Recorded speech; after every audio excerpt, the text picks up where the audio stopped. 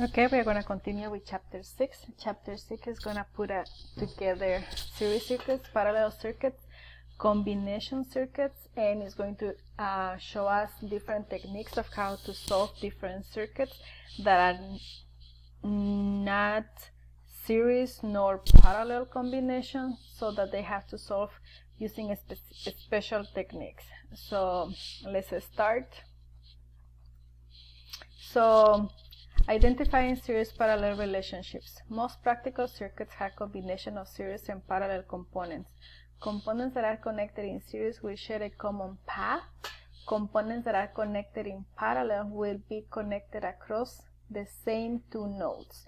Those are just restating the definitions of what a series circuit is and what a parallel circuit is. So we have to be clear to understand what are the specific characteristics of a series circuit and what is the specific characteristics of a parallel circuit when we are analyzing these kind of circuits. So combination circuits. Most practical circuits have various combinations of series and parallel components. You can frequently simplify analyze by combining series and parallel components. An important analysis method is the form of an equivalent circuit.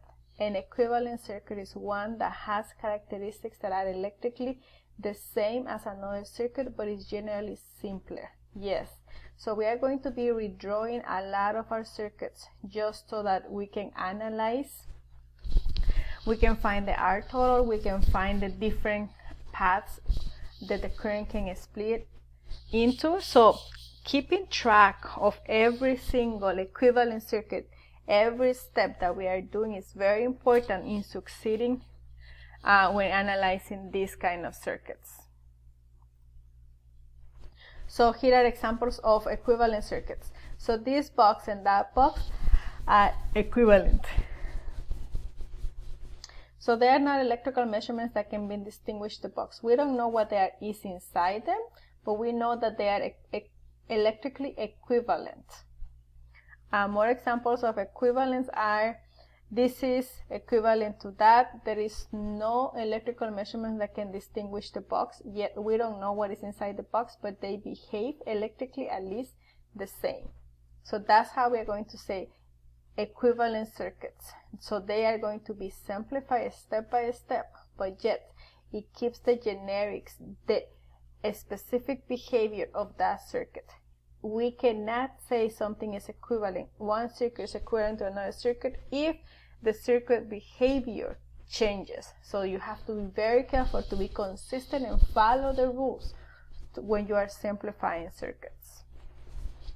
So again, it's equivalent, equivalent, equivalent. So we are going to go through a lot of redrawing of the same circuits. So let's start. Kirchhoff's voltage law and Kirchhoff's current law can be applied to any circuit, including combination circuits. For example, applying KVL, the path shown will have a sum of 0. So yes, we learned KVL and KCL for series circuits and parallel circuits, but now we can apply those as long as we follow the same rules.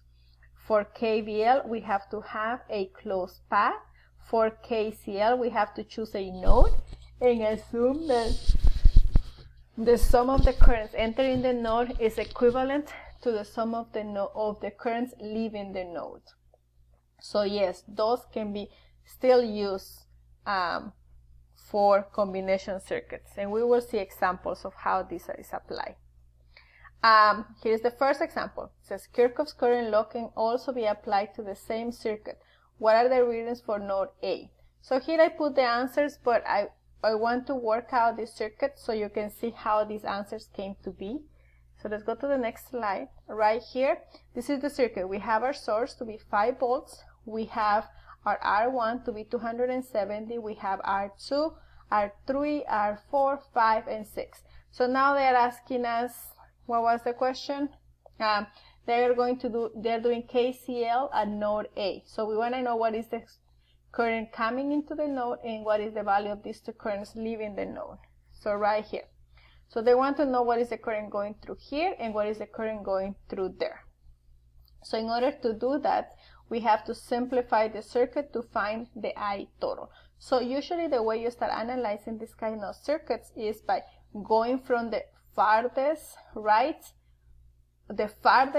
from the source, coming inward into the source.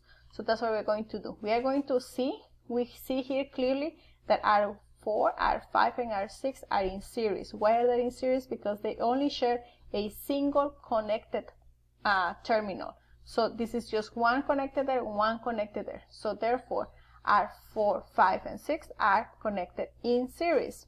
Therefore, we can combine them using just a straightforward addition.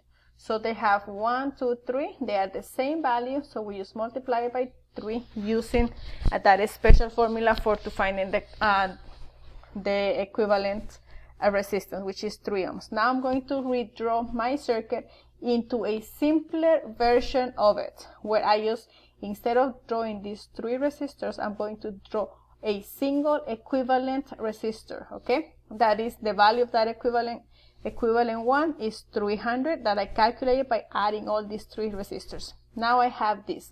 Now I can see that from here R3 and R equivalent are in parallel. Why are they in parallel? Because they have the 2 terminals are connected to the same node. So this can be node A and this can be node B. So R3 is across node A and B, so it's an equivalent one between node A and B. Therefore, they are in parallel. So this is the notation we were talking about earlier. R3 is in parallel with R equivalent 1. So that they are in parallel. So the parallel combination of those 2 is going to give me R equivalent 2. So I can use the special formula when I have 2 resistors in parallel.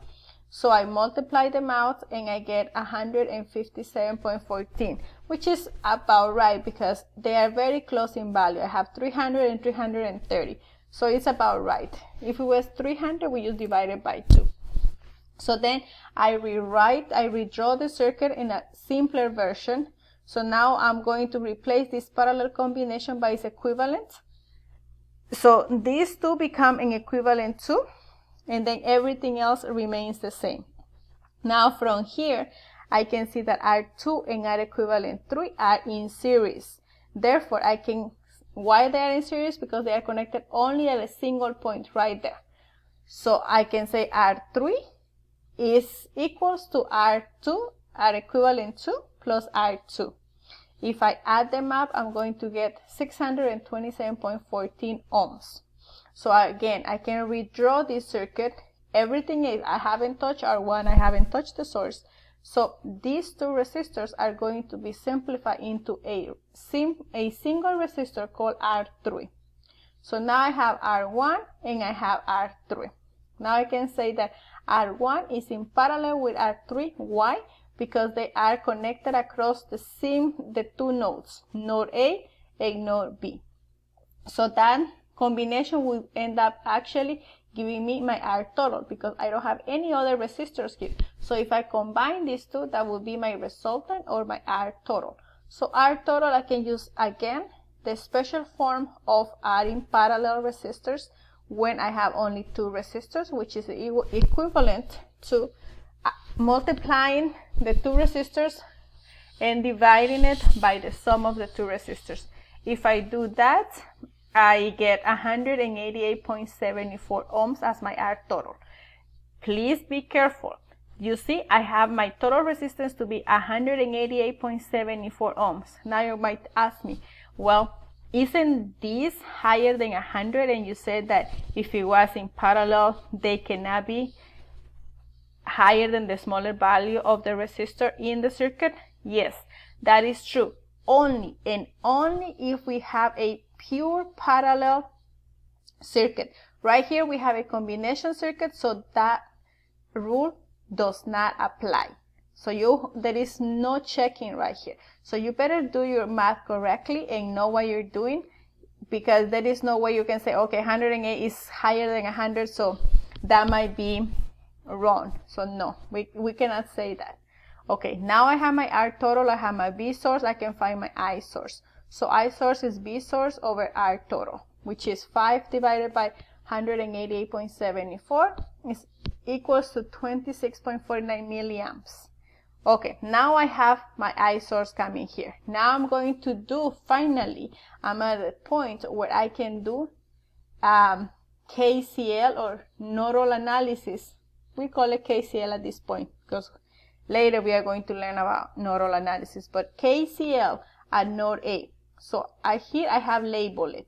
I have my I source coming into the node, I have I1 leaving the node, and I have I equivalent 3 leaving the nodes.